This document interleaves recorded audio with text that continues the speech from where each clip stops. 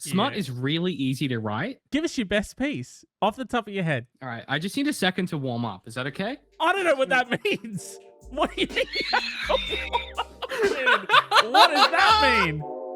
Welcome to The Advisory, Australia's #1 advice podcast rated E for everyone over the age of 18. I'm James. That's David. Welcome.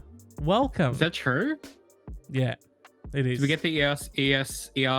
This is that's promising for this episode. The ESRB rating. We got the Safe for Over 18s. I sent the email. I haven't got the confirmation back, but my fingers are You've crossed. assumed yes. I took the silence as yes, 2023, Sometimes... David, we're taking action, okay? We're taking the things that we want, and I want that rated E for everyone over the age of 18 parental advisory sticker on this thing. I don't think that's what the E for everyone means. My concern here is that you may have misrepresented both the state of the podcast, the state of the ESRB, and also misled some. Also, if you're a kid listening to this, that's pretty tough. I'm proud of you. Yes, so you go get them. Soz about that. Hey, do you know what I love? Tell me. 2 ships passing in the night, and then at least one of those 2 ships trying to say, "Oi, hey, oi, we passed." Hang on. But later on the internet, oi can't. That's how they go. Later on the internet saying, www.google.com. I passed a ship in the night yesterday evening, and it had a delicious booty. Let me know what color sail you had on. Do I know it's you? That kind of vibe. Yeah. You had a purple sail on, and my sails were gray. And let me tell you, girl, I think we could have together. Our sails come together. We could be one ship in the night, passing together into the water. Hell yeah, dude, that's so sexy. That's so sexy. Thanks, man. If I do it in like a sexy voice, does it help? We'll edit it. It's fine. Yeah, we'll run some AI you'll over the fix top of it. Yeah. Okay, yeah. David, welcome to Love Songs and Dedications of the Internet. That's right. It's Misconnections. Okay. Oh, it's Misconnection. James, famously a segment that we, in the past, in the alternate reality version of The Advisory, we're huge fans of Misconnections. Weird but wonderful. Misconnections. Now, Misconnections, it was sort of a mid to late 2000s invention of the internet where folks interact with everyday scenarios. No. You're doing that thing where you explain parts of the internet to people. No, this was going to be a question. No, right, but I was leading up to a question. Absolutely. And I'm just super excited to answer your question for you. I just want to remind you, just like sidebar me and you real quick. It's the podcast, you guys give it a second, David, sidebar with me real quick. Yeah, what's up? We did an episode like a long time ago, where we explained the part of the internet, and in that episode we very explicitly agreed with one another and on that contract that we signed that we wouldn't explain any parts of the internet to people again. No, I understand that. I was going to ask a question. And I definitely get that. I'm just saying this feels like it's thin ice. It's not. And I'm as your friend, I'm just saying I don't want to see you go under. You know what I mean? So this is like I'm just trying to help you. You know what I mean? Make the mics hot again. I'll fix it. Yeah, we'll go back in. We back in? Okay. Great joke you just told then, David. What a great ad break. Where we went different directions with that. James, have misconnections changed over the years, or is it the same bullshit? Also, second question, are we legally covered, or are we going to do that after this? We're good. It's implied now. It's implied. Okay, it's implicit. What I'm asking is like, where the fuck are people posting this? That's what I was going to ask. Is like, if I woke up tomorrow and I passed a pretty person that I was interested in, I had a interaction or otherwise, and it wasn't. I don't know where I'd go, and you didn't catch your reflection again because you famously did that in the 7-Eleven. Yeah, they got you. Who's that handsome bloke? And then I go online and then it's very embarrassing. But yeah, no, it's Craigslist. They're doing it on Craigslist. Yeah, Craigslist. Yeah, that's still. Do we have that here? We do. No one posts on it, but it's very lively in certain parts of the US. So okay, yeah. Famously, Bellingham, Washington, huge misconnection community. Bellingham, Washington froth. They love froth it. misconnections. They can't get enough of it. And They can't get also enough. Seattle, Washington, they cannot get enough of it either, which is the wonderful Windy City. Is that Seattle? No, I think that's Fraser Chicago. City. Tossed salad and scrambled eggs. Thanks, Frasier. These ones come from Seattle. So It's from Seattle. this one's entitled Clueless at the Conservatory. We spoke at the entrance. You just came up to soak up the atmosphere. I was looking to get a membership. You asked me, are you from here? And I felt that that was a complicated question. While I considered the many perspectives from which I might be answered, you excused yourself and continued your walk. So they What just is walked that away. interaction? Let me try Sorry. again. Yes, I'm from here. What's your name? Would you like to get a coffee sometime? Sorry, so she walks. You're at the entrance to. She's walked on a stroll. Yeah. It's a hi. How are you? I'm good. I'm good. Are you from here? Yeah. Oh, no one's ever asked. A Me, real Joe question. from you Oh yeah, type vibe. it's fully the internal monologue, Yeah, right? he Like has this. his mouth isn't moving, but internally he's like, "Oh my god, she's so good looking, and no one like that's ever asked me this question Man, before." and it's And such when a I think about complicated it, question. You know? what does being from here even? What does being even mean? Am What do you- I being with myself? Am I one with the Exactly. universe, or am I from a place? What does like- it mean to be? You know? And did, Meanwhile, she's and like, did Shakespeare ever get to the bottom of it, you know? To be well, or yeah, he didn't. not. I don't know. I never To be finished or reading otherwise. it. Yeah. People are always asking that. But I like how in your instance, at least it had the pleasantries of being like, hey, how are you? Oh, yeah, good. Yourself? Blah, blah. Well, I Are you assume there from was some. Dog, it opened with, oh, are you from here? Wait, from Dead her? silence, So she's walking. Sorry, That's weirder. She's strolling, and he's loitering. Is what he's doing. Oh, okay. Yeah. He's if someone doesn't know you're waiting and you're in a place for a period of time, you're loitering. Okay. He's loitering, and she approaches, and her opening salvo is, "Are you from here?" What? Well, What? At least that's better than his response, which was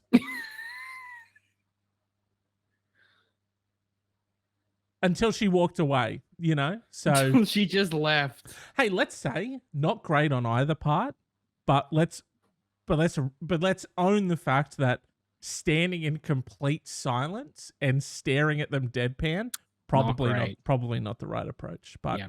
I don't think she's calling you back, bruv. Like, I think maybe you might have spoiled that one. That might be a permanently missed connection on that one. That's what the kids call an L. And you need to accept your L. Yeah. So, big, yeah. juicy L on that one. Yeah. Your lemons.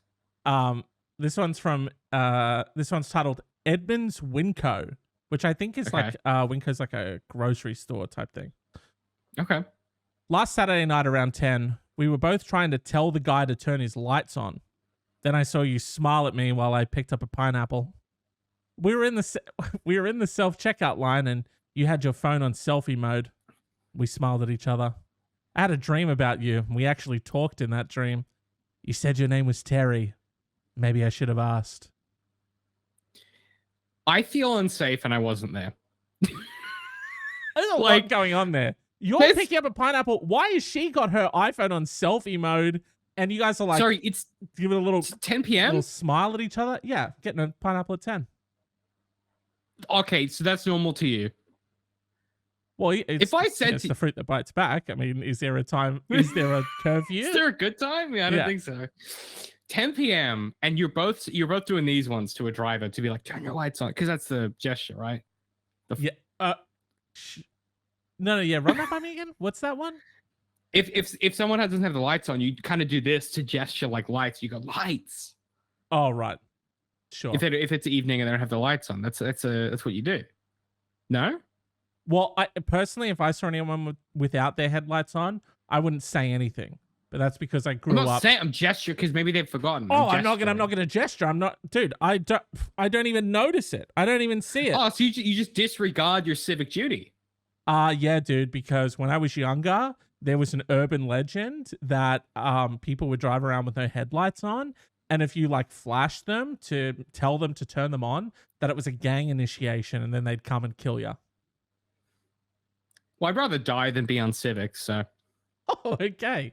Well, Yeah. we know So where. that, Okay. and that's just me. That's just me. For I know you're sure. a big fan of capitalism and individualism, but for me, as a socialist, as someone that believes in Well, democracy, sure. I would simply do the gesture and accept the risk that I could be in. Also, who's to say that it's a gang initiation and I don't pass, and that I have a new track in my life that I have the option to explore? Being very negative about gangs, I think. Right. Okay. Well, it was also the fact that in the movie Urban Legend, someone was trying to like flash this chick with their high beams, and they were trying to, you know, be like, hey, you know, because they saw someone in the back seat of her car, but she thought they were trying to run her off the road, and it was an axe murderer. Yeah. And I saw that film when I was way too young, and then for too long of a period after that, I would actually check the backseat before I got into cars. So, there's some neurons in your brain that are like cemented in forever. Oh yeah, that experience. Yeah, 100%. Yeah, that's fun. Again, so many. Her phone was in selfie mode at the self checkout at 10 p.m. What does that mean? Well, I hope that, you know, she obviously showed up in his dream. Doug.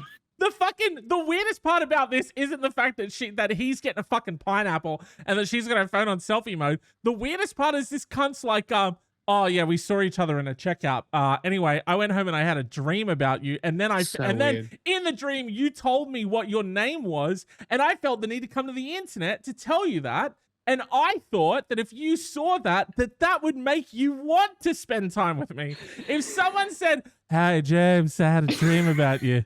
I'm sorry, I mean strange man, because I don't know your name at this point. I saw you were getting a very tiny bottle of Coke at Woolworths, and didn't know they made them that small. Wasn't aware they made them that petite, or maybe it just maybe it just looked smaller because you're so big. I don't really know. Maybe it just looked extra small. Large hands. Anyway, didn't say hi to you. Decided to go home, and I slept that night. And in that dream, you told me your name was Blake. Is that right? No. Is that no? correct? It isn't. And also, no, thank you to this. No, my name is Franklin. Why would it be Blake? You made that up.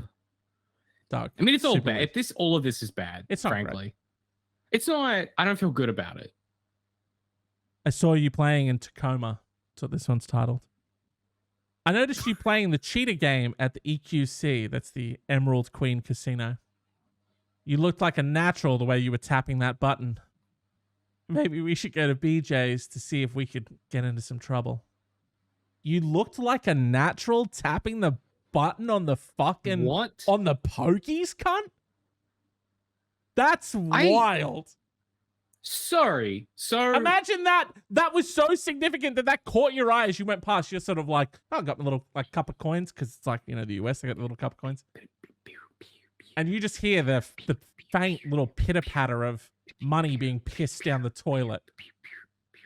And he went, oh, who has that rhythmic tune happening? Oh my God, you're gorgeous. And the way you're tapping that button. The fuck are you looking at? Oh, okay, they get defensive.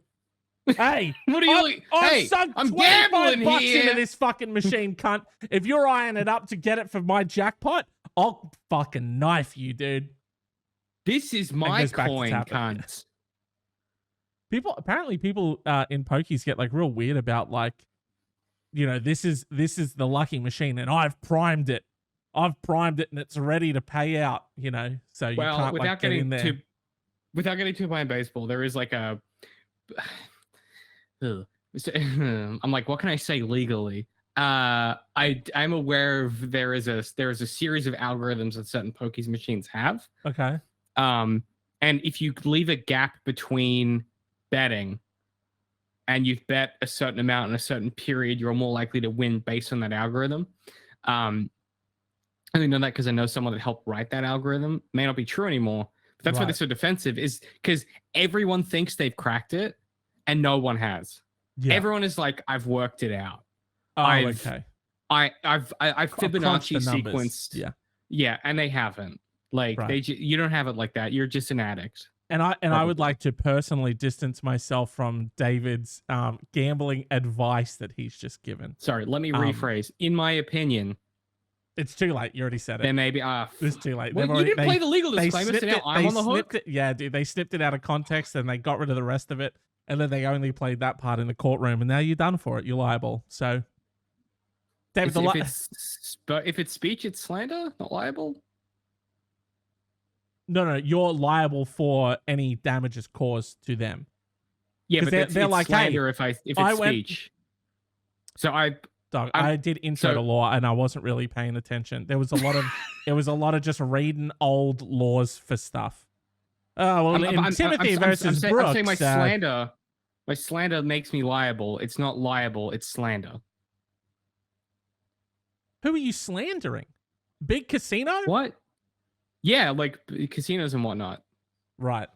I was saying that because I can't believe I'm explaining this.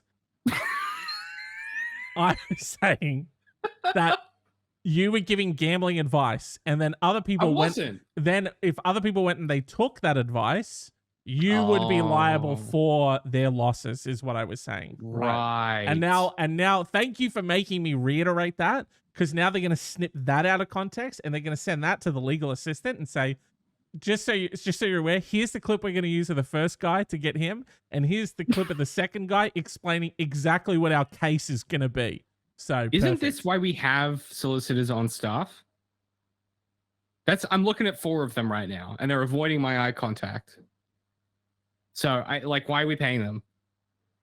I think they quite quit. I think they quite some time ago. They're playing like Angry Birds right now. Yeah, I haven't actually seen any of them use a laptop, so I'm not really too sure. I don't think they know how. Doing. Yeah, I don't think they know how.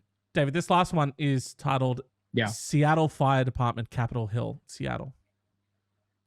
That's all right. Sure. Well, hello. I'm aware that my ass got run the fuck over, but the two of y'all,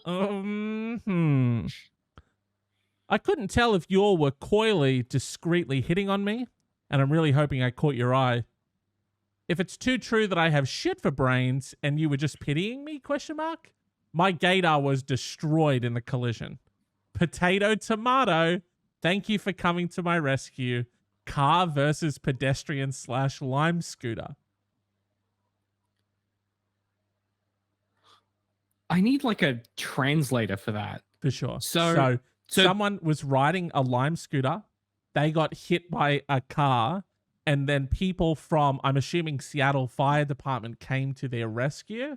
And they weren't aware, like, are you looking after me because you fucking think I'm sexy? Or are you looking after me because it's like your job? Either way, thanks for helping me. And then they did like a little wink in there as well. They did a little winky emoji. They did. I feel vehicular accidents represent a vanishingly small portion of the stories where people start to, how did you meet? Vehicular accidents has to be quite a small slice of the meat cute pie. However, I do know someone who met their wife, and I shit you not, by rear-ending her car. Oh, tell that story. I mean, so, okay, the way that he tells it is I'll tell you her version because it's what really happened. His version, a little different, a little polished out some of the details to make himself look good. Because he's also like, and hats off to him, he's not sure if at some point if they break up, she'll still like sue him for it. So he was the at-fault driver. Exactly. So every time he tells the story, he sort of like fudges the details around his level of responsibility. So that way, it gets to a point where if it comes up in court, she tries to use mutual friends to be like, hey, you heard the story. They can't quite. Exactly. It's a little bit off. I mean, the kind of like very high level TLDR is, so he's driving along, minding his own business, and just, he's in an absolute shitbox, like just, whatever car he bought when he was at uni, the classic, like, a Ford from like, the early 90s kind of thing. Yeah. And he's coming up to a stop sign and she's pulling out. And as she's pulling out, someone fucking fangs it down. And so she hits the brakes and stops and he rear ends her. And they're in this corner. It's a T and they're turning left. And so they hit each other and they get out and they exchange, phone numbers and licenses and stuff. And he said, I'll contact you, we'll work it out. And he does, and the way that he tells it is he's like, I just had to find any excuse to talk to her. The way that she tells it is she's like, no. He admitted he didn't have insurance. Yeah. And so he was like, I'll talk to you later once I've worked out my plan. She was like, that's fine. I don't want to like ruin your life. Like you've done a few $100s worth of damage to like my left back light. Like it's not a big deal. Yeah. And from there, the way that she tells the story is she's like, so then we went through this process of him trying to organize how he was going to get the money for the repairs and then whether we should tell insurance or not. And she's like, and every time we had a solution, he kept finding another solution to a point where I went, you just want to like, you're just trying to stay engaged with me, aren't you? And he was like, yeah. She was like, well, he was probably like, she's like, you're just trying to like stay engaged with me, aren't you? So that we can keep hanging out. And he's like, yeah. And it's definitely not so I can avoid paying. I don't have the money. Yeah. I don't have the money. I don't know what to tell you. He's broke as shit at this point. So he doesn't have the money or the insurance.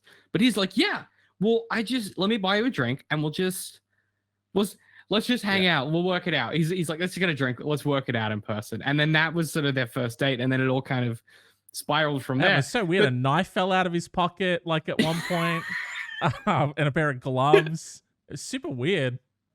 But he had I got in his car to go back to his place, and the trunk was full of bleach. Yeah, and acid. Like plastic bags. I don't know what. Strange. He's a really clean guy, I guess. He kept saying his favorite show is You on Netflix, which I thought was a concern. And Dexter. He loves Dexter. And also Dexter, which I also enjoyed, but he was very passionate about American Psycho also. Yeah, very. Yeah. I think a bit of a pattern now. I'm starting to realize. Yeah. Weird. So I guess, good on you. I guess. I'm not sure what my takeaway here is. Yeah. Yeah. But like, hey, we hope that your life is filled with light and love. And, sometimes it takes being fully run over on a lime scooter to find love, Maybe that's what I'm doing wrong, James. I'm not getting hit by enough vehicles. Yeah. That's your meat cutes aren't violent enough, They're not violent. No. People say, oh, you're not vulnerable. Oh, you never leave your apartment enough. In truth, I'm not getting hit by enough vehicles in violent collisions. Think so, yeah. That's why I'm single. Yeah. No, like, red hot coffees being thrown on you at cafes, no scalding, no sort of like being hit by cars. No, none of that. And frankly, maybe I'm the problem. It's me. I love Taylor Swift. Maybe I'm the problem. Don't you fucking. Let's do an advice question before. She's the world's most famous artist right now. She's the world's biggest musician right now. And how dare you look at me like I'm the problem? It's me. Oh. David, this question comes from our favorite part of the internet. Quora's sister site, Reddit. Oh. And this asker's name is OK West 9375. Do you think it's Kanye? I didn't think of that. But I also don't think Kanye is dating someone named Siobhan. So true. Yeah. Yeah. I don't think he's dating anyone on account of being a big Nazi. Probably. Could be. Oh, he's still doing that. Okay. Oh, he won't shut up about it. Well, we wish he would. We wish he would. Oh, everyone wishes he would, but he won't do it. Will he? He's a little stinker, isn't he? David, I've been dating Siobhan for 6 months now. Okay. She's always been very vague about what she does for a living.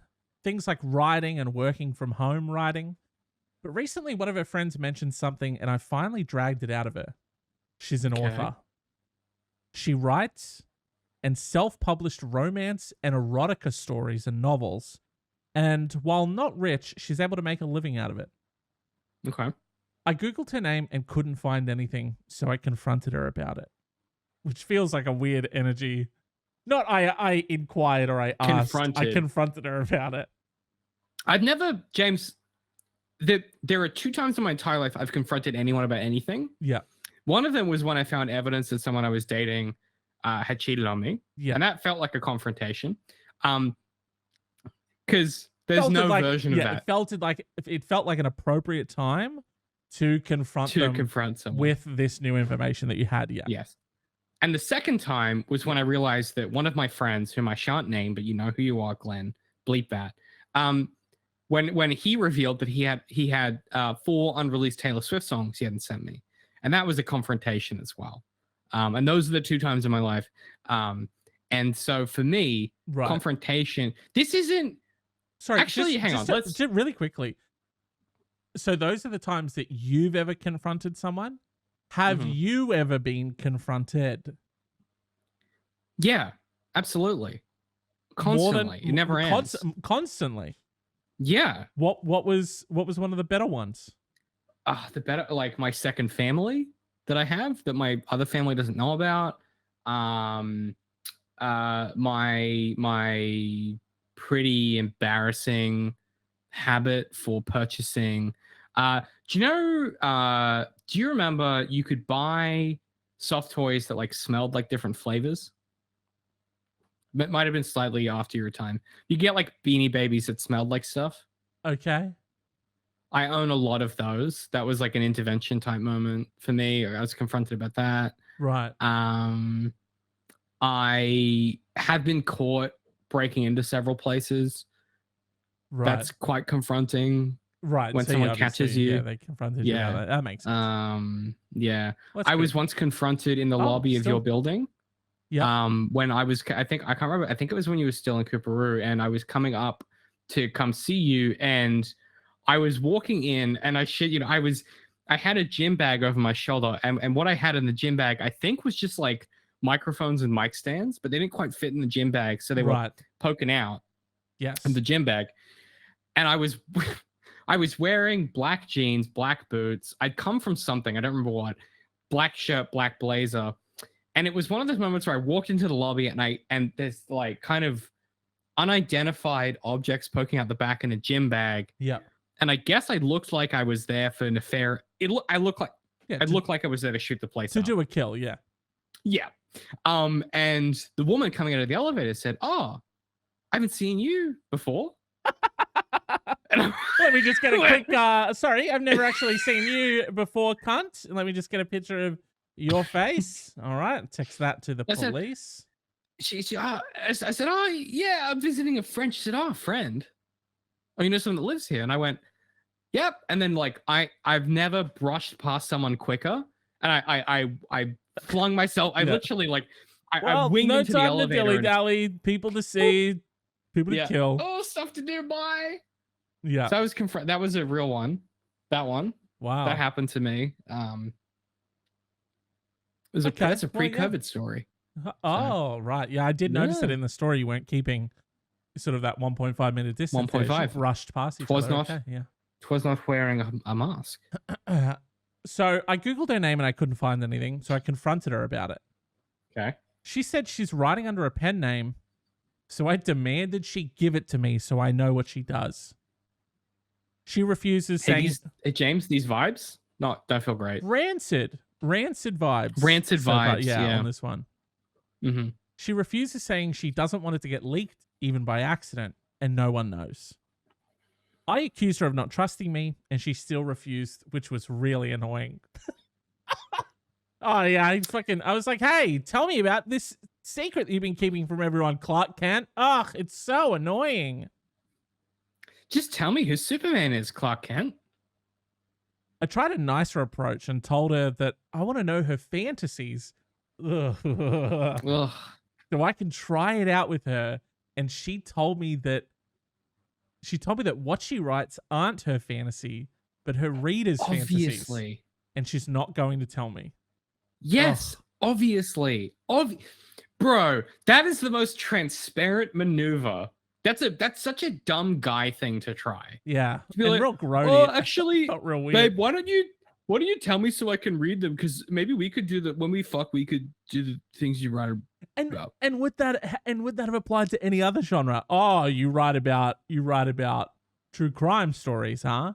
well, why don't you fucking tell me so we can go So we can go kill a follow cunt. someone and fucking kill them. At night, I tried to check her laptop for her pen name, but she'd changed her password before bed. Ugh, annoying. Hey, bud. Oh, so we went from I asked her outright, she wouldn't tell me, to I tried to trick her and manipulate her emotionally, to I'm just gonna invade her privacy and find out. Just gonna get real fucking private eye about it, and I'm gonna fucking open up her shit. I was annoyed until so she changed the password before bed. I was annoyed. I accidentally read ahead. Oh no. I was annoyed and told her she clearly doesn't trust me, and it's not fair because I have a right to know what she writes, especially since it's a sensitive topic, and I don't know her if I don't know her pen name. Okay, you don't need to know what she writes about, but sure. She was furious. I tried to look at her laptop, and she told me to go home. Before he went for it again. He went for the laptop again. So this time she's sitting there with it. This is the bit I read by this is the bit I read by accident, which is the next sentence, and I want to die. Before leaving, I told her when she calls to apologize, I expect to get her pen name with that apology. She called me an asshole on my way out. Yes! Yeah. So he lunges to the laptop, and she's like, get the fuck out of my house, dude. Oh, yeah? Yeah, I'll leave. But when you call me tomorrow with an apology, I expect the pen name as well. What the He invades fuck? her privacy and then goes, and when you call me to apologize, what? Yeah. The fuck are you talking about, Tar? I thought she'd call by now, but she hasn't. Yeah, why? I wonder why. I can't imagine why. Her phone's probably dead. Yeah, that's what it is. Yeah, for sure. Yeah, she's working. My sister Busy told on a me new story. Yeah, for sure. Yeah. She's tapping away whatever she writes. I wouldn't know. She's clicking myself. away. Yeah. My sister told me I was an asshole and I should apologize, but I just don't see it and need a second opinion. How do I get her to tell me her pen name so we can trust each other again? Hey, bud. Oh. I don't think that's the issue here. Oh. This is my brain is like shutting down. This is like, I understand the impulse.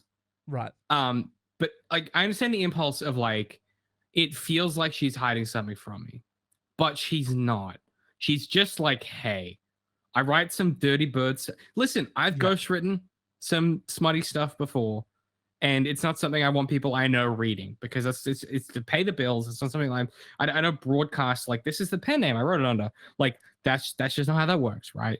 There is a certain level of privacy there, but to not understand, I'm gonna need some of that work. Oh, that's fine. Yeah. Once we do our new show, the book one we're doing, maybe that'll be like a bonus season, between seasons. Oh, please, treat. Please, yes, because it's pretty dirty. Oh, it's pretty dirty. I have never wanted to and not want to know something at the same time. It's really like a Pandora's box, isn't it? Oh yeah, it's definitely like you're gonna say it, and as you're saying the words, you're physically going to alter shape in my eyes, and it's gonna be irreparable. But I'm excited to see where that goes. And I'm excited for our relationship to change irrevocably. One thing I would say here too, before we get into the advice piece, just to like clarify my understanding of this, is it is fine if your partner does something you don't fully understand. We've been friends for a long time, and if someone put a gun to your head and was like, "What does David do on a daily basis?" They're just probably going to shoot you at a certain point because like you'd mostly be guessing. Right. I would say David does. I'd say. What's my job? I'd say you guys know like coding, and they'd go yeah, and I'd go yeah, he does that. Just like that. Yeah. And they'd say, okay, well that's a very small part of what he does. What else? Oh, meetings. He does. So he does do a lot of those. He does the code stuff, but then he also does these meetings where they talk about the code stuff as well. That's what he does. Yeah. And then Sometimes he has to talk to other people to explain to them what the thing that they're making does. So, Okay. yeah. Maybe you would live. That was pretty compelling. I'm safe. Does that mean you're a good friend, or just that you're good at this? Double it and give it to the next guy. Shoot him twice. I think. So what's he asking for advice? So this is one of the scenarios where I'm tempted to not give him advice and to help the victim. I don't know where your head's at. Well, obviously, trust needs to be reinstated in this relationship. So obviously he has to learn the pen name. You know, obviously, Obviously, the issue here is that he doesn't know her pen name, and that's why all of this started. And I just feel like I feel a sense of responsibility to, for once, because often we get the question and the person asking the question is a steaming pile of yucky, grody piece of shit. And we don't feel inclined to help that person. So how's this different? What's different is instead of not helping them, I decided to help them this time. Okay. Yeah. Okay. Well, hang on. James, you're obviously the smart and handsome one of the show. I'm kind of not really sure why I'm here. They call me Jimmy the Grin. I'm not really sure why I'm here, but I'm going to try and help. So good, how do you it's what we need to do is we need to orchestrate a scenario where we can get this information without her knowing. This is a heist, okay? This is a heist situation to learn the pen name. Yeah. Okay. Now, I don't want to encourage the use of illegal stuff ever, except if they're drugs and they're safe ones. But in this, well, we don't endorse drugs. You know what I'm saying? Anyway, my point here is there a way that, like, can you, like, pay, like, a data miner to find this out for you? You mean pay a big time code boy to go and find her IP address and, see, you're okay. I love where your head's at, right? But you've forgotten that private investigators exist because you've gone full digital on it, and you're like, I went very digi. How do I get Julian Assange to hack the planet and find out where these fuck books are? He's not busy. Probably I could get him. Yeah, I don't know what he's been up to lately, but sure. He's still in the embassy, I think. I went for a more analog approach with sort of hiring a private investigator in that sort of regards. He can rifle through some bins. Maybe she wrote down a note about like Jonathan's penis, small this time, ? But still veiny, and then that sort of gives him. That's a thread. That's the lead that he can follow. And he starts to look up books that have Jonathan in them. Yes. Right. A series about Jonathan and his notoriously small but veiny penis, That's small but lovable and effective penis. Not so effective, but sure lovable. Yeah, lovable's good. He's lovable. Cute, now, could I don't want to tread on your toes, but sure. I think if we hire an investigator, to come in and to find out any lead whatsoever, because at this point it's a black box. We don't know her pen name. We don't know what smut she's writing. Right. He gets us a lead. Now, I don't know how private investigators work, but can you sort of stack them? Like if we hired a private investigator to follow that private investigator, does that increase our odds? Right.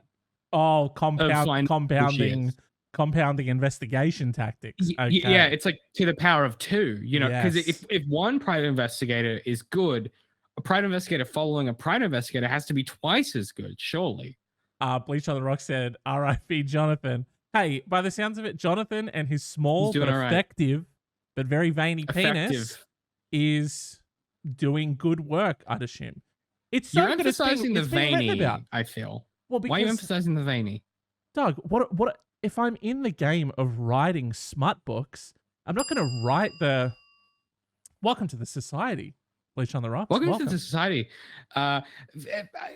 if I'm writing Okay, smut look, books, I'm veiny saying is not my point of differentiation is, you know, everyone else is writing about fucking gigantic throbbing member. Oh, he's like CEO type cruising in a Ferrari. It's like, yeah, but what about small dick Jonathan and his veiny penis? That's a different approach. Oh my god, that's the name of her series, Small Dick Jonathan and His Big Time Adventures. You know? Oh, okay.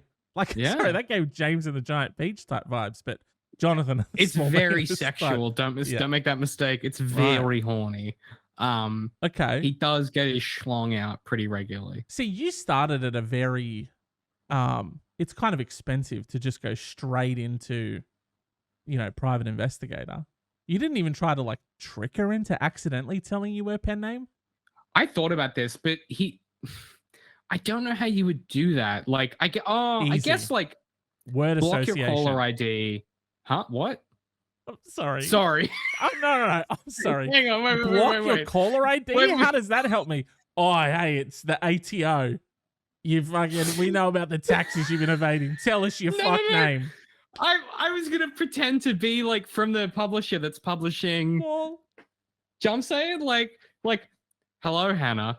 It's me from Dicky Press, the place that publishes all the dick books. right. We just wanted to know when you're turning in your next manuscript. And also, could you just I'm just writing an invoice for your latest check. Could you just spell out your pen name for us so we get it in the books properly? Right. Yeah. Perfect. You know, that kind of thing. Yeah.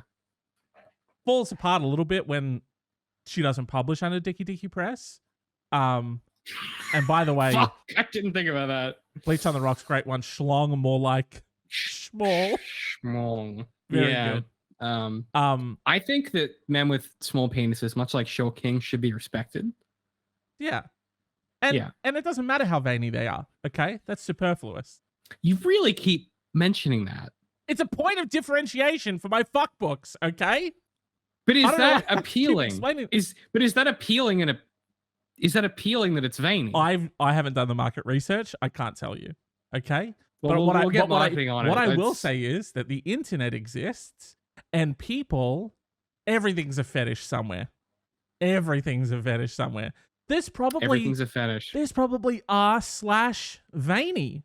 You know what I mean? And like that's everyone's on there thriving in their veiny fetish, you know? That's one. Can you post that on Reddit? I don't really frequent there. Can you do that? I'm not frozen. I'm just upset. Okay. Yeah. Veiny is good, but not necessary. Well, sure. I mean, I don't know if it's adding anything to it. I'm just saying that was my point initially. James, I think that sometimes what you have to do is you can get really descriptive about it, is what I'm saying. You love prose and people getting real descriptive about stuff. If it has something about it that's unique, the extra veininess, that I can describe in vivid, visceral, thick detail, is that appealing? Look, specificity is important if it's relevant to the thing that's happening. Is that relevant? I guess that could be a detail that the other person might notice. We are getting way too hung up on the details of this book. We're not trying to help. That's because you keep bringing it up. I'm not trying to help her. This is the fifth time you said veiny. I'm not trying to help her write her book. I'm just trying to help this man get his wife's pen name out of it. Okay. Well, what's your proposal then? Got a couple. A very quick word association game where you just say like, hey, I'm going to say, oh, sorry about the whole pen name thing, by the way, blah, blah, blah, blah. And we're all back. We're good. We're good again. And then I say, oh, let's play a game. I'll say something and you say the first thing that comes to mind, right? Okay. And then I'm like, banana. Grams, banana grams. It's a board game. I didn't make that up. Bananagrams. I'm sorry, what the fuck is this? That's a thing? Yeah. Bananagrams. It's like it's like a word game. It's actually pretty fun. You quite like it, I think. Anyway, keep going. Sure. T. time. Right. Okay, perfect. Right. And now they keep you get it's not going to work over like an internet connection where there's a delay. You have to do it in person. But you keep getting faster and faster with like the things. And then the final one that you say when you're getting really quick is pen name. And then she accidentally comes out with it. Yeah. Oh, so you want to sort of trick her self-conscious into revealing itself. Yes. Now, or yeah. What else you got? Higher PI, I think that's great. I think, and compounding PIs is a good one. Never a bad idea for most advice, to be honest. Can you offer a trade? Oh, I'll trade you my deepest, darkest secret, my deepest, darkest, sexiest secret in exchange for your pen name. Okay. This is appealing. Because if the issue is well, feel free to you lie. are saying the issue is rebuilding trust. You just need to know this fact for some reason. I think that a trade is not a bad idea. Could you now the deepest darkest secret could work? Could you just make it fiscal? Here's $5,000 if you tell me. Okay. Like, you want an actual tax, yeah, you want an actual trade. Okay. Yeah, I want to. If you tell me you can have my 2002 Honda Civic, it's yours. My other ones are a little bit more elaborate. Okay. Shocking. Can I release my own competing romance novel and use her real name as the pen name? Now we're talking. Now we're fucking cooking with gasoline because and especially if it outsells her, she's gonna have to merge the two. She's gonna have to do the Stephen King, Richard Bachman thing where she admits, oh yeah, it was me the whole time. She's gonna have to do that even though it wasn't. This, James, I don't want to flatter you too much. This could be your best piece of advice ever. Thank you. This is genius because this can't fail because smut is really easy to write. And if you use her real name, give us your best piece off the top of your head. Give us a paragraph. Me right now? Yeah, for sure. James, I'm so tired. Yeah. I believe that you've got it in there. All right. I just need a second to warm up. Is that okay? For sure. Yeah. I don't know what that means. What do you mean? Dude, what does that mean?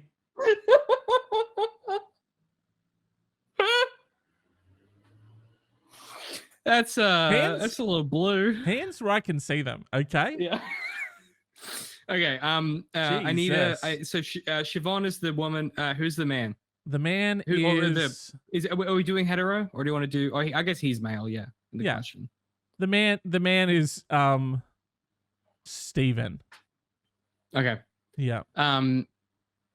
It was late April and the evening was cooling. Siobhan lounged on the chaise by the window in the bedroom. The window was open, letting in the cool air. She wore very little but a silk gown, enjoying the way that it let her be free. Stephen entered the room wearing nothing but a pretty sexy jockstrap, like from the film, the Borat one. Yeah. And he came in and he was wearing the Borat one. For sure. And he came in and she said, Stephen, I love your jockstrap like from the film Borat. It's very sexy. Yeah. Bring your throbbing member thusly. And Stephen did so, bringing himself across the room to her by the open window. And as the breeze tasseled his hair and blew it from his brow, she looked upon him as Adonis looked upon creation and thought to herself, I like that jockstrap like from the film Borat. And then they did it together on the chaise. They did it. Right. How's that? That's good. I'm going to go with Bleach on the Rocks on that one and say that write some smart if it's so easy. Turns out it's not that easy because that did nothing for me. You're not barred up? Nothing? No, unfortunately not. Ooh. I was hoping that we would work in there a small veiny member, but we didn't get there. That's fine. Bleach on the Rock says I'm not hard at all. Look. Exactly. You've talked the blood right out of everyone's dicks. Thanks a lot, David. I made a promise, and I will stand by this promise, that if we hit a certain number of followers, yet to be determined, I will write smart for this show. Okay. But that's a punishment. You can't. No, all right, the good carrot. smart. No, The carrot on the stick can't be. Oh. And when you get to it, the carrot's a knife, and I stab you with it. This was improv. If I do it properly, you're going to be barred the fuck up, and I'm not comfortable with it. Is that a threat? That feels like a threat. Bar up. The alternative is, because you said if it's so good, then she feels compelled to come out. The alternative is also true. If it's so bad, right, then she has to come out and be like, "This is actually me. That's not actually me. Yeah, I'm actually," and then has to say her pen name. I think either way, you've painted her into an emotionally abusive corner, and you've solved the problem. Thank you. That's what we came here to do. You know? Sometimes on the advisory, the real trick is just gaslight the person you're trying to trick and convince until they give in. I prefer to think of it as a clever use of in-game mechanics, but I transpose that onto real life. I just say it in real life, and then I hope that sort of no one gets too hung up on the details of that sentence. So, yeah, I can't imagine why you would be concerned about that. Should we do the feature question real quick? Do you want to read that one? I would love to, James. And just by the way, that's why I dump-started persuasion. It gets me out of a lot of trouble. James, the feature question this week is entitled "Stalking Your Sister: How Not to Repair a Relationship." I think we learned a little bit about that from our previous question. Am I right, boys? I'm just going to read it. That's fine. You don't have to. Who's he talking to? Is he talking to us? I was talking to the office, but they're all pretending like Are they all quiet quitting? Is her entire office quiet quitting? Yeah, everyone's quiet quitting, yeah. But they're doing it pretty fucking loud, to be honest. They're not even trying to make it look like they're working, yeah. Yeah, thank God it's a soundproof recording booth. James, me and my sister used to be close, but when I was 5 and she was 7, I got sick until I was 15, which required me being in hospital. Because I was sick, my parents often stopped her from doing normal things on my account. At first, I was okay with her doing kid stuff. But at one point, I got bitter and kind of guilt-tripped my parents and her to make her stay with me, and I did that up until I was 12. At this point, I noticed that it was leading to a strain in our relationship and her hating me, so I tried to get back on her good side because she was no longer enthusiastic to stay with me like before when we would play games and she would sing and do things with me. I tried to convince my parents to let her do other stuff because she would come back from school, then spend 5 to 7 hours with me, then go home, and that cycle would repeat itself. But my parents insisted on it and thought I was being brave, even though I would beg them to let her have a life. When I turned 15, I had surgery and was doing better, but I was still dealing with some side effects from the drugs I was taking. That only lasted for a year. My parents had finally let my sister do things that she wanted to do. This was midway through her junior year, but the damage was already done. She stopped communicating with me and my parents. Like, we'd sit down to dinner and she'd only say one word to my parents and then lock the door to her room. She did not have any friends. She told my aunt, and my aunt told my parents because she was worried about her mental health. My parents tried to do family therapy before she left for college, but she still didn't communicate. She can literally spend a whole month without saying a word to anyone. When she went to college, she cut off our parents and me. She changed her number and everything. Last year, after doing some research, I found her on Instagram. She seemed much happier there. Found out about her university and applied there.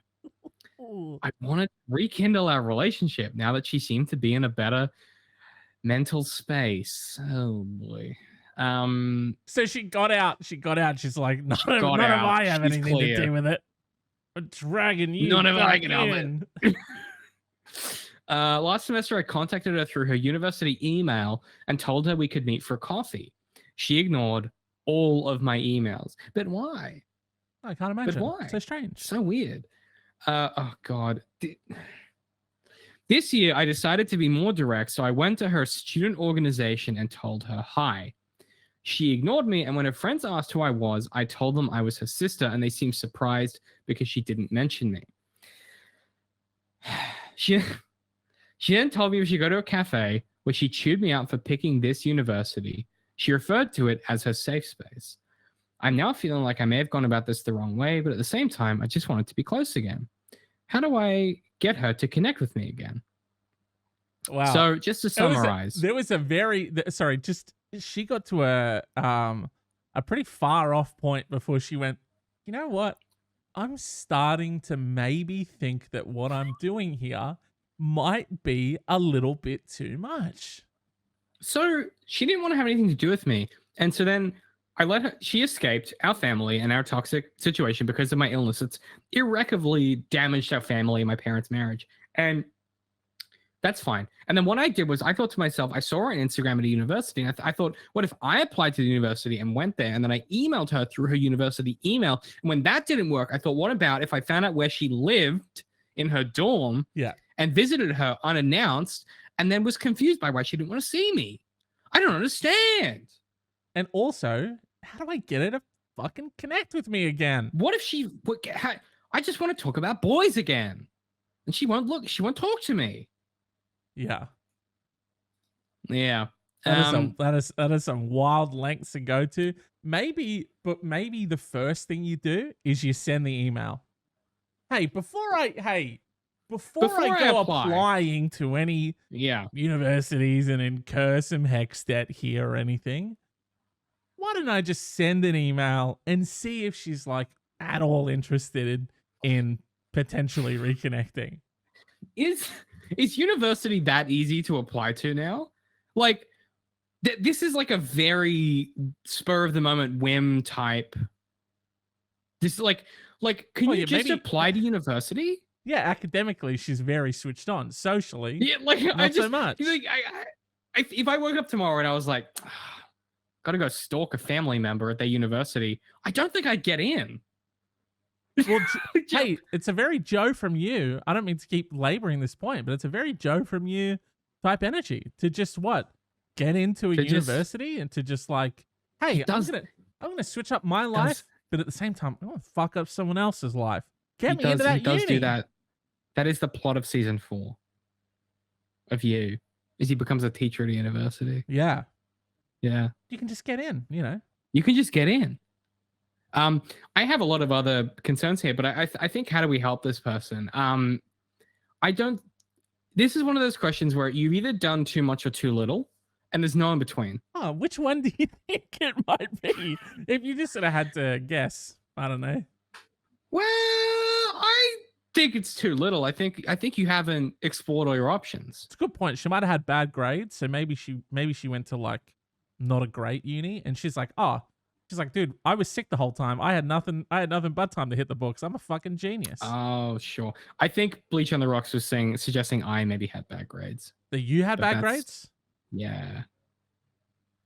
It's a sore point for him. We don't bring up his sort of like GPA. You know what I mean? I did basically get the highest rank you can get. I got a perfect rank, but yeah, it's a sore point for me. I never bring it up. Yeah. They slid the bit of paper back across the table and they said, "Sir, you should be teaching me," is what they said to David. Yeah. I got a rank 99 out of 99, but I don't like to talk about it. Yeah. I don't think I ever have, actually. Yeah, David said high score, new high score. What does that mean? And then in the Nintendo cartridge voice, I went, "That's a new lap record." That's a joke for all you millennials. Okay, right. It's a very specific reference there. Yeah. I'm trying to think of how, because you're in this position where you basically need to trick her into wanting to spend time with you. Yes. And the way that Joe would do this is he would kill everyone around her, so you were the only option. I don't think that's sustainable. Like isolate her. Oh, okay. Yeah, or like convince her that, you know, like a toxic relationship boyfriend might do. Convince her that all of her friends are bad for her, sort of thing. Right. Is that what Joe does? Infiltrate Joe their just, like, circle. He kills everyone around you, so you got no one else, and you have to turn to him. He does make people. He does kill people so that people have to rely on him, doesn't he? Yeah, he does. Yeah. Well, he kills people to protect him. You know, it's yeah. And then he's like, "Hey, get in my glass box, okay? Get in my. I've got to really protect cage. You." Yeah. You're American, so most of your unis are easy to get into. Yeah, the American system I find confusing. You know, we don't really have like a you know how they're like, oh, community college or whatever. Do we have an equivalent for that here? Community college is like trade schools here, like a TAFE, probably. Oh, okay. Yeah. That makes sense. That's at least how the system talks about it. It's sort of like a technical college is like the equivalent of like a community college. I love where your head's at though. I love that you're in a mind of trickery. James, I'm channeling everyone's favorite jester, one Loki, Ly Smith. I was really hoping that it wouldn't be a Marvel reference. It's not. Loki Ly Smith is that's actually a Neil Gaiman reference. You fucking Philistine. Yeah, but you said Loki, and then you saw my eyes go dead, and then he went, "Oh, a different one, a different Loki." I'm sorry that your entire frame of reference is Marvel. You fucking millennial. I was talking about the Neil Gaiman book American Gods, where Loki Ly Smith. Oh, okay, yeah. No, is his cellmate in that book. That's Shadow's cellmate in the book, and he ends up being Loki, the god, at the end, and that's the big twist with Odin. Wow, dude, spoilers. So it's the same fucking, you piece of shit. It's the same guy. It's not the Loki. Same guy. It's the same mythology. You motherfucker. Oh, I'm sorry that I read a book once. You double backdoor Loki'd me is what you did. Not sexually, just conceptually. Sidebar real quick. Tom Hiddleston though. Am I right? Oh my god. Oh, what a snack. Slice me off a piece. Oh, have you seen Only Lovers Left Alive? Because he plays the vampire in that. Very sexy. It's very. Oh, he could sexy. bite my neck any day. Well, that's not how they do it in the movie. Okay. What do they do it? Well, they get blood from the blood banks, and then it's kind of like a ritualistic thing, and they pour them into these very ornate sort of cups, and they drink them, and it kind of looks like they get high on it. It's a whole big thing. It's a whole big thing. Could I pay him to buy me? Maybe. I don't think he's into that. He's more into like music. He's like a music one. He's a music. No, vampire. the actor. Could I pay Tom Hiddleston to buy me? I was gonna say no, but I don't know. That's what I'm saying. It's a potential option I have. Fucking, is Bleach my spirit animal? Books are for nerds. Fucking oath. I have like a wall of books next to me. I'll just keep the camera over here. Don't check. Don't look that way. Yeah. Books are for nerds and my shelf is empty. Books are for losers. Am I right? Don't look over there. But I love where you're at. Check. Trickery, right? Loki, trickery. Yuck, but I get what you're saying. Yes. Yeah. Can we? Yep. Catfisher. Okay, I'm listening. We create a fake Tinder profile. And we're going to have to create a fake Instagram as well to go along with it. Social proof, you know how it is. Yep. We catfish her into thinking that I'm some sexy, cool dude who...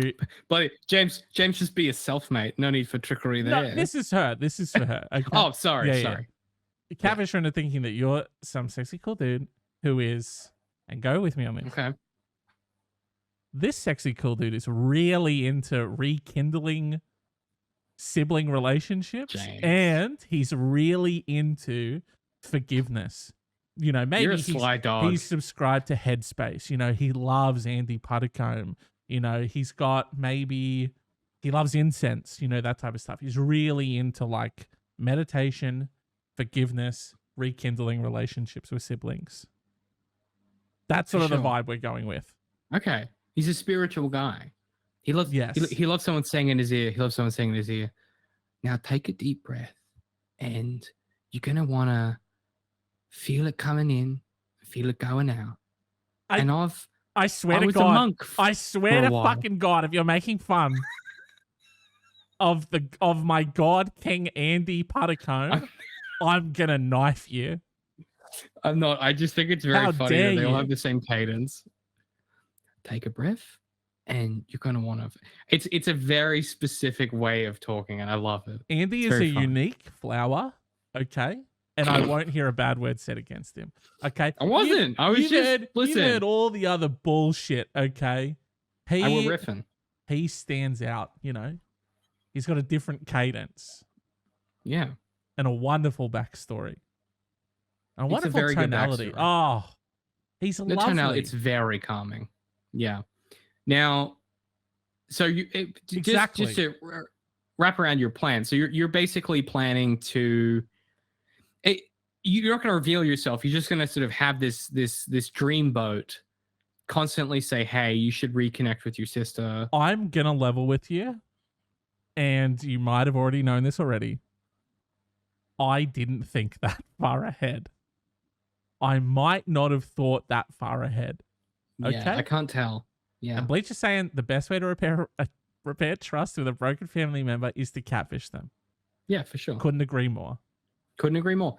Sometimes, now, dude, James, in the edit, just to take any liability off of us, in the edit, we'll go back, we'll cut out the part where I suggested, we'll make it look like Bleach suggested it. We'll put that clip in, and then we continue it on from there. So hold on, I'll get the clip ready. Here.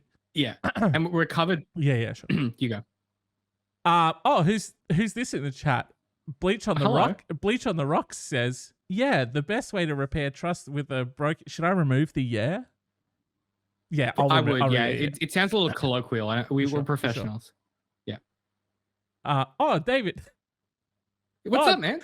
Hey, David. It's me on our live stream. I'm David. You're James. Hello on the advisory. Hello and welcome. Hi. Bleach in the Rocks just posted in the chat. The best way to repair trust with a broken family member is to catfish them. Whoa, that's... We ethically and legally disagree with that opinion. But because it's a goof 'em up podcast that we didn't but it's a bit of fun. That we didn't make that suggestion for, thus legally not liable. But because... And James, let's talk about it and make jokes about that concept now from here forward. About Bleach's idea. Bleach's idea that Bleach had that we weren't involved in. Perfect. Fucking, whew, that was close. I don't know if you saw it, but they were leaning against the glass, sort of eyes squinting at us, begging us to fix it. So yeah, just editor's note, cut that bit, and then put it over above the conversation about the catfish thing, and don't include this. Yeah, cut this out. And we'll this just hold on. I'm just gonna. I've deleted. No, that's good. Yeah, you should get rid of the evidence. Because Bleach said lies and slander. So if I delete that one... No, they didn't. Oh, no. Editors. We'll cut this out. Cut this out. We got rid of it. So now it looks like they didn't say that. You know what I mean? We need a clean stitch point. You know how like in editing you need like a continuity point where you can like pick up the edit? Yeah. So here's what I'll do. Okay. I'll tell her... Wow. Okay. Well, ignore the chat. I'm gonna tell you something. I'm gonna say something funny, and then we're gonna pretend like that was the end of the bit where Bleach introduced the idea of catfishing people. Okay. Yeah. Sure. Because James, you know the one thing you can't catch when you're catfishing. What's that?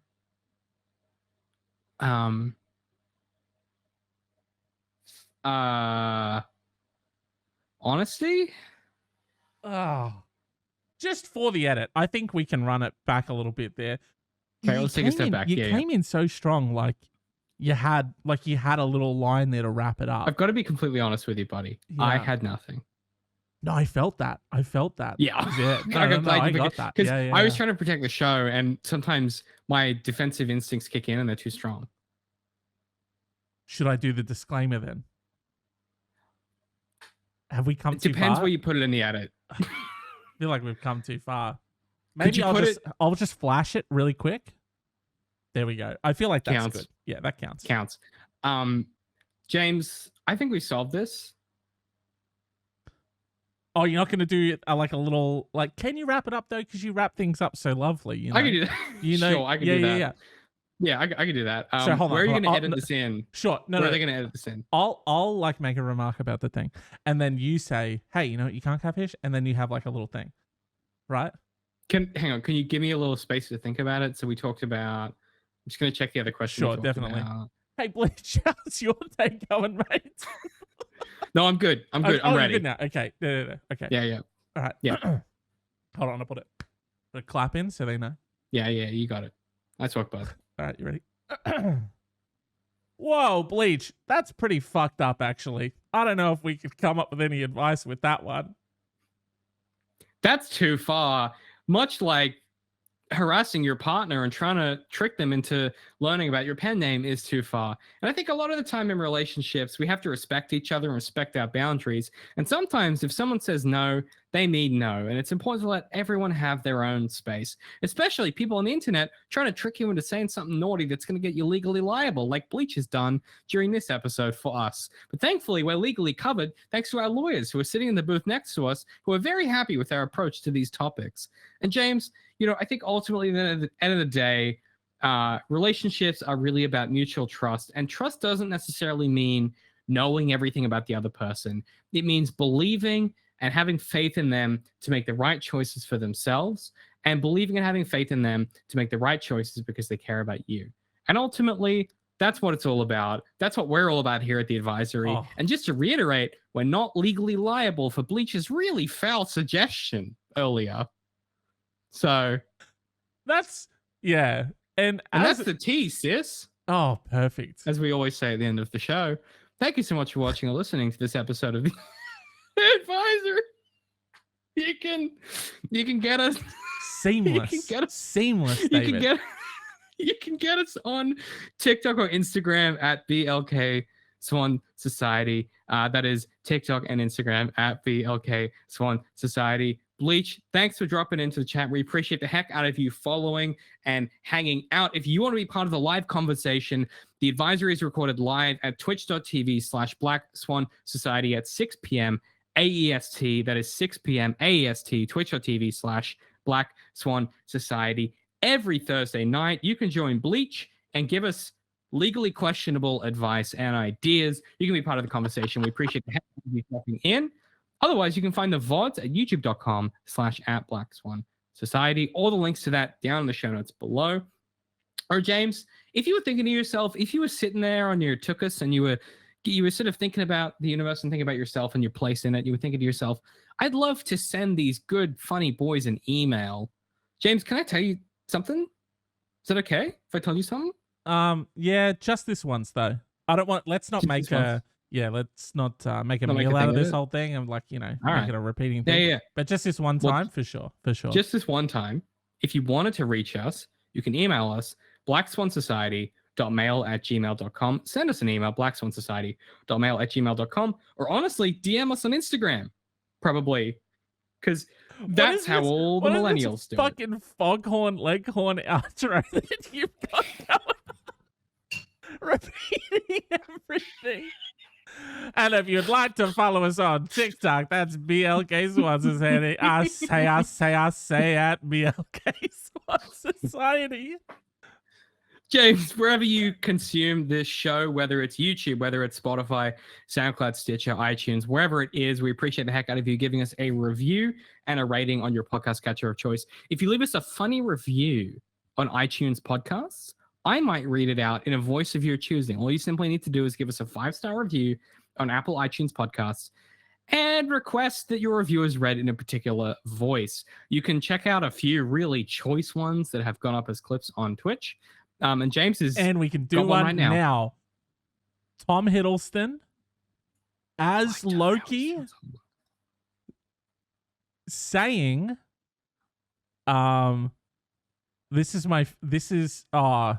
Hold on. Tip top pod. Yep. Froth me some more of it. Sometimes you have to consider how the reviewer is going to sound in their voice, and you've not done that here. So can you vamp for me for 30 seconds while I get some reference for this? Oh, you're going to look up some Tom Hiddleston clips to see how he sounds? Not doing this. Doesn't matter. I've already got it. I like that. Not doing this. Yeah. Wow. Seamless. Hello, my name's Tom Hiddleston. Tip Top Pod. Froth me some more of it. Quick note. Just a really quick note on that one. Loved it, by the way. Loved the first pass on that one. Thanks, man. We did say in the brief very specifically Tom Hiddleston as Loki. Oh shit! I'm sorry. Yeah, I don't remember in all of. He's a bit more sardonic, isn't he? Okay. Right. Earthlings, Tip Top Pod from me, Loki. Froth me some more of it. Would love to see it. Cheerio. Thank you so It's much. me, Loki, from DC Comics. Marvel. It's from Marvel ones. Me and Batman hang out all the time. Oh, for fuck. Okay. Well, okay. I'm Tip just hitting Top it. Pod. Okay. Froth me Jesus some Christ. more of it. Thank you so much for That watching or accent- listening That accent to took this us. episode. That accent took us all around the fucking globe. I don't know where to Tip Top pinpoint that. Pod. Goodbye. Thank you for watching this episode of The Advisory. I'm not quite sure what this accent is anymore, but it's a little bit northern, isn't it? Yeah. We appreciate your patronage on our podcast, and we'll catch you at the same bat time, the same bat channel next week. Oh, Goodbye. well, you can't actually see, but David's doffing an old bowler hat to you. Goodbye, and good evening, and good night.